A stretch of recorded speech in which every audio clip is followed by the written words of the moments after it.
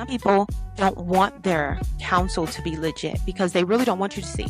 You may be one of those people who knew that you should have went to that sister in the church with your problem. Maybe you're one of those people who did go to the sister in the church about your problem, but you also knew that she liked to gossip and talk about other people. You also knew that she was best friends with the first lady and she discussed your situations, and the next Sunday they were preached about. Maybe you're that person who put your trust in somebody who was not spiritually mature. You did not have the discernment. You did not have the wisdom to discern whether or not this was a safe person. You have to think, am I really okay with this person knowing everything about me? And if the answer is no, then you need to pray about what that relationship is supposed to be about.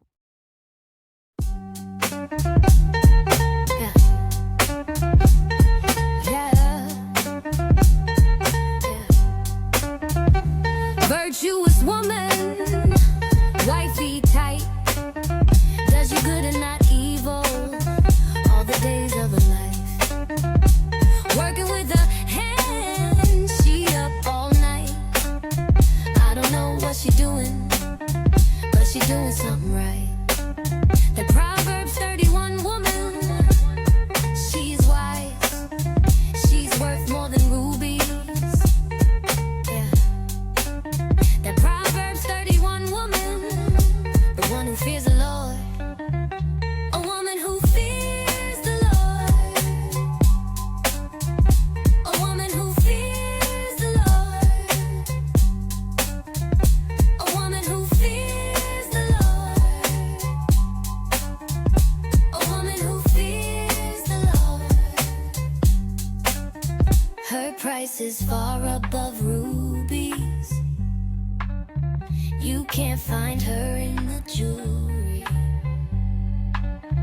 I can't find no one to compare to you. To be honest, I never knew that God made a woman like you. A woman who fears the Lord. A woman who fears the Lord. A woman who fears the Lord. A woman who fears the Lord. Yeah. Yeah. Yeah. Yeah.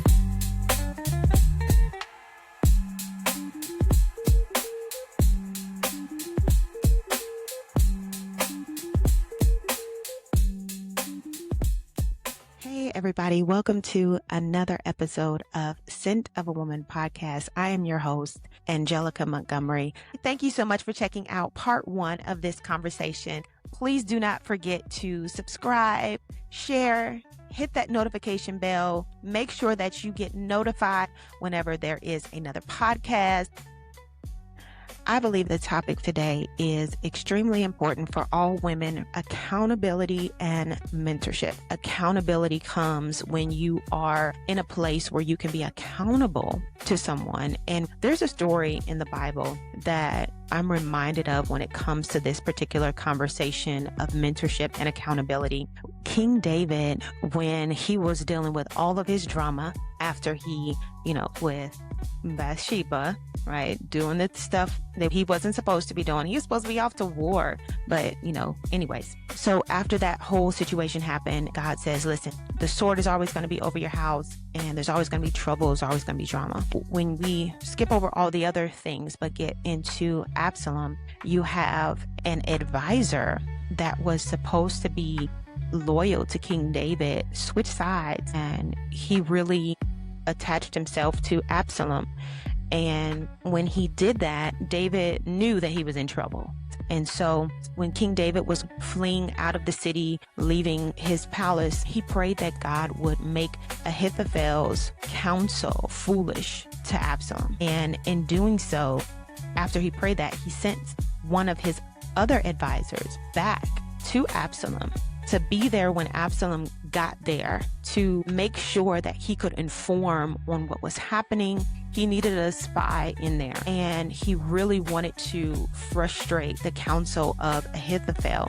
Absalom questioned Hushai, which was the man that was sent back from King David to frustrate the counsel of Ahithophel. And Absalom was like, hey, what are you doing here? Ain't you one of my dad's people? Don't you have a loyalty to my father? Hushai let him know. He said, hey, nah, the kingdom has been transferred to you. I'm only loyal to the throne. God rules forever. Whoever God puts on that throne, I'm going to serve. So he's saying all of the right things. He's saying all of the right words. Okay, all of the right words. And it amazes me still reading that whole story and how the whole unfolding of Absalom coming to Hushai, knowing that he was for King David. And because he's just like, I just want all the people to me. He didn't care. He just wanted the people around him because he was taking the throne from his father.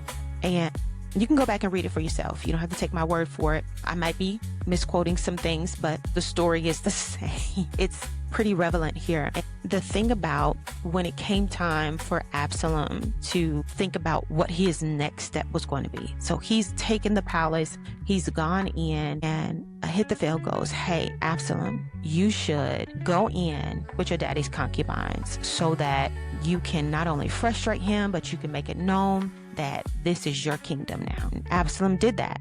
It was the ultimate shocker, but it was advice that made the people know that this is now Absalom's kingdom. And so what I'm getting to is once King David left, Absalom said, what should I do now? Ahithophel said, hey, you need to go ahead and let me get some men. It only take about so many, and I can go and pursue King David and take him out, because that's actually the only thing we really want. We only want King David. You're only after one person, and we just need King David out of the way. And this counsel, just imagine if Absalom would have listened to Ahithophel, we would be reading something different in the Bible. You heard? However, he said, wait a minute, I need to hear from Hushai to see what he thinks. And he goes, I don't know about Ahithophel's counsel. It's not good today. He didn't do well today. He said, you know your daddy is strong. And he's a warrior. He's a fighter. He's got a lot of men with him. They got a whole plan worked out. He's got to be angry about all of this. He's probably in a cave waiting to see. They're waiting for you to do something so that they can take you out. They are fighters. They are strategists. They're going to come at you. You know, he's like telling him all these things. He said, hey, don't listen to Ahithophel. Don't do that. Don't do that. How about you go and you need to get more men than what he's asking for. He's only asking for so many, but you need many, many, many more, because this is going to be a tough fight, Absalom. This is going to be a tough fight. So you need to make sure you got all your peoples. And Absalom said, you're right. I'll do that. And by him waiting to gather more men, to gather more people to take out his daddy, Hushai sent word through the priests. The priests sent their sons, told King David, look, you need to get out of there because they coming for you. And everybody was able to escape. Everybody that was with King David escaped out of the area, out of the space that they knew they were in. Just imagine your life and the tough decisions that you've had to make based on people who were not spiritually mature, who could not see for your life. You listened to people, you listened to places, you listened to ideas. Hey, some of you have even listened to podcasts and Reddit stories, and you've listened and you've looked at social media for your cues on the decisions of your life. You've looked at your friends, you've looked at your family, you've looked at people that have been close to you for years who are not spiritually mature, and you've taken their advice, you've taken their counsel, and you realize after taking their counsel, maybe that wasn't the best thing. Or maybe you didn't even think about it. You didn't even think about whether or not their counsel was good or not. You felt like it was your decision. You felt like you had every right to do whatever you wanted to do, not understanding that it affected your life, that it led you down a path that you're on now. Mentorship and accountability is important. It's so important, because many people are out here making decisions based on random things. They're not accountable. And ultimately, once again, we have to remember that this podcast is for women who are looking to live a Christian life, a godly lifestyle. And our godly lifestyle is not driven by feeling emotions and in the moment situations. We just don't do things based off of that. We take a moment, we reflect, we pick up the phone, we call somebody who is more spiritually mature, even if it's somebody who may not have good counsel, but they know how to intercede. They know how to pray. They know how to go to God on our behalf. Maybe it is somebody who is not trying to manipulate us. And we have to be privy to that. We have to be privy to that. We have to understand what is happening. Listen, there's even an instance in the Bible where just before Absalom did all this foolishness, Absalom was living far away. And one of David's counselors, advisors, got a woman to pretend like she was mourning for the dead and gave this whole elaborate story. And David was like, who put you up to this? Like, do we have that level of discernment where we're sitting back, we're thinking, we have discernment, we can see, we have wisdom to know, this don't sound right. Like, she started saying stuff and David's like, wait a minute. You got me to make some changes based on manipulation. You got me to make some changes based upon what you wanted. There's a lot of information out here that will get us to be irrational and that will get us to be off of our spiritual posts, to take and accept counsel from people who are not even remotely advocates for our future. They could care less about the prophetic word that you got. They don't even know the prophetic word that you got. If they did care, they don't even know. They don't even realize the words that have been spoken over your life. We have to be careful of the counsel that we seek from people who do absolutely nothing for God. We have to be careful of the counsel that we seek from people who are will put their whole life on doing the bare minimum in life, the bare minimum in church, the bare minimum in their relationships. They don't extend themselves to be obedient truly to God. They just want to do the bare minimum. They just want to get by. They just do enough. Within accountability is a level of vulnerability. And if you're too afraid to make sure that your counsel is legit, I could go on and on about this topic, because some people don't want their counsel to be legit because they really don't want you to see. You may be one of those people who knew that you should have went to that sister in the church with your problem. Maybe you're one of those people who did go to the sister in the church about your problem, but you also knew that she liked to gossip and talk about other people. You also knew that she was best friends with the first lady and she discussed your situations, and the next Sunday they were preached about. Maybe you're that person who put your trust in somebody who was not spiritually mature. You did not have the discernment. You did not have the wisdom to discern whether or not this was a safe person. We have to go back to trust. We have to build trust. It is a relationship. Being a mentor is a relationship. It is a coming together where the purpose is to guide someone through their life. You have to take an account for everything that you do in order to have accountability. And in order to take an account, you have to take inventory. You have to self-reflect. You have to think, am I really okay with this person knowing everything about me? And if the answer is no, then you need to pray about what that relationship is supposed to be about. Like I said, I have a lot of spiritual children, and I had to pray about every single one of my spiritual children to make sure that they were supposed to be my spiritual children. It is important for us to understand the nature of the relationship when it's been brought together by God. Godly connection are very important, but to understand the godly connection is the foundation of the relationship. If you look at it from only, can I be vulnerable enough? Can I trust this person? Should I share my life with this person? You have to look at the foundation of the relationship. And so if you are supposed to be someone's spiritual child, okay, if you are supposed to be someone's member in a congregation, the level of counsel that you should be receiving from that relationship is based upon the foundation that relationship was built.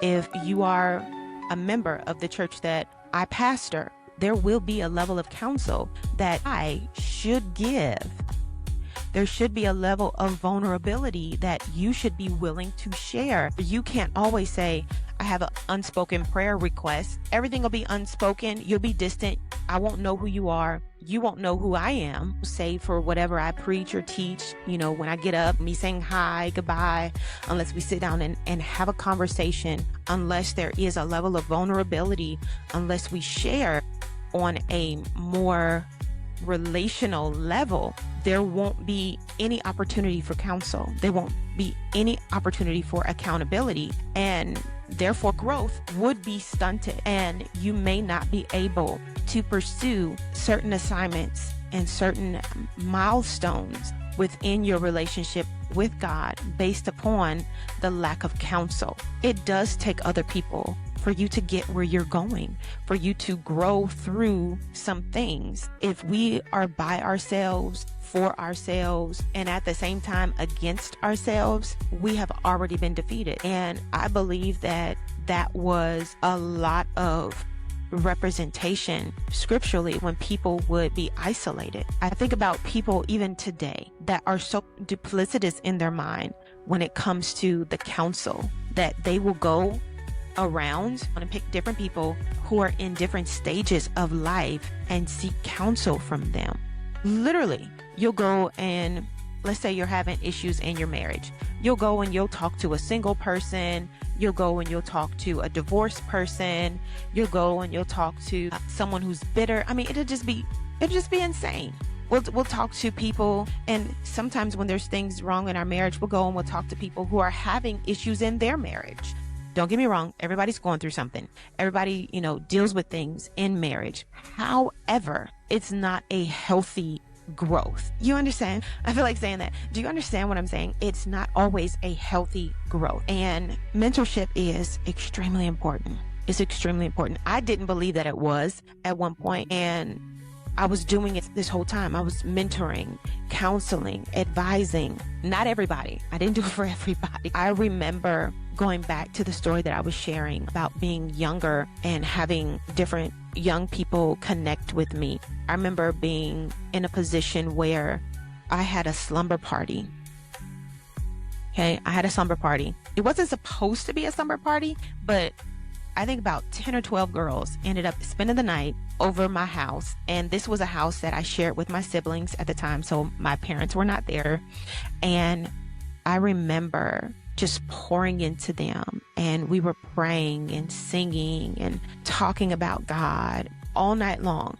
This was the type of slumber parties that I was having at the age of 18 when I was living with my siblings. And I never forget the lights in the house would just get so bright in those moments. I look to the grace that God has given me for pouring into others and bringing them to a place of spiritual growth, edification, exhortation, and just reconciling them back to God. A lot of those young girls I know today I'm not connected with, but I know that in that moment, it meant a lot to them. We were teenagers, and the ages ranged from like 15-year-olds there all the way to 30-year-olds that was in the room. So it was a lot. I want to say about 10 or 12. It might have been a little bit more. And I know that just coming into an understanding of what it means to have the right voices in our lives, what it means to have people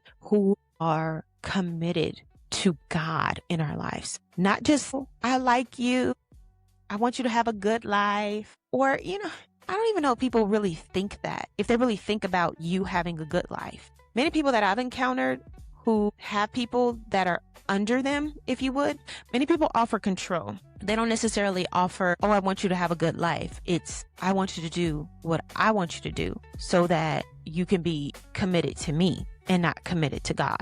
They'll allude to the illusion of being committed to God by way of doing whatever they want you to do. However, there are some cases where I have counseled people into leaving the organization, where I say, oh, yep, your time is up. Yep, you got to move on, got to push forward. This is the season for this. This is the season for that. You got to go out and do this. That's it. Like, your growth is being stunted here. You got to go and do more.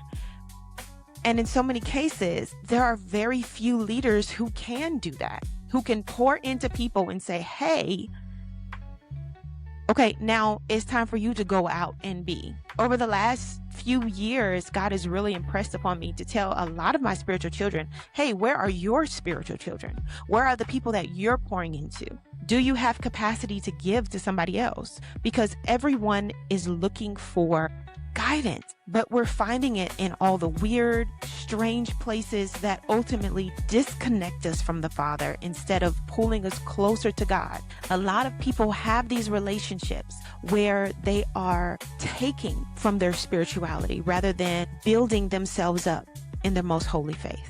A lot of people diminish Holy Spirit and they quench the Spirit when it comes to the echoes and the callings and the assignment and God saying, hey, go here and go there. When you have godly counsel, they are going to repeat things that you've prayed about. They are going to repeat things that you've written down in your journal. When you are accurately accountable to people, they will expose the secret things that God has for you.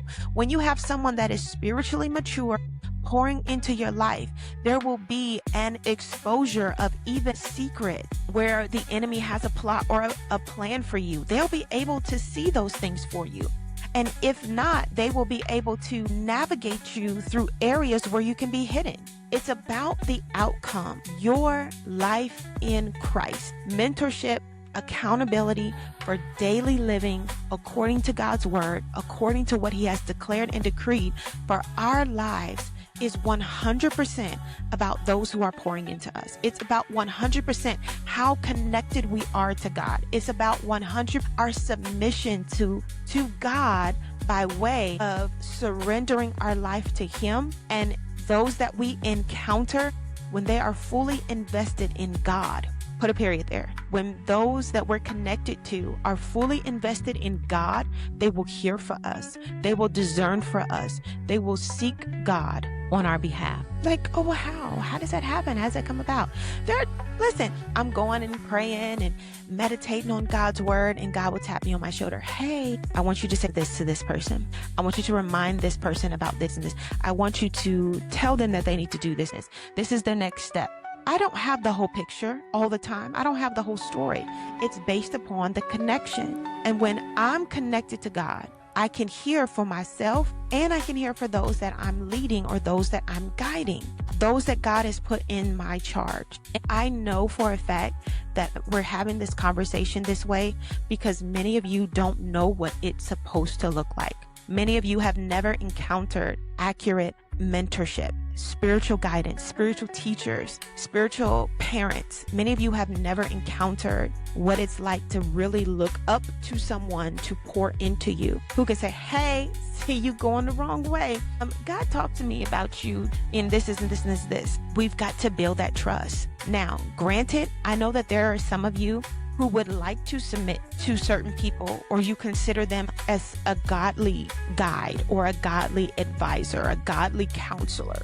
You consider certain ones to be that prophetic voice for you. And what that looks like, I'm going to tell you what that looks like so that you'll know. You see them every once in a while, or they'll pick up the phone and they'll call you, or they'll text you out of the blue and say, hey, was praying and this is what I saw.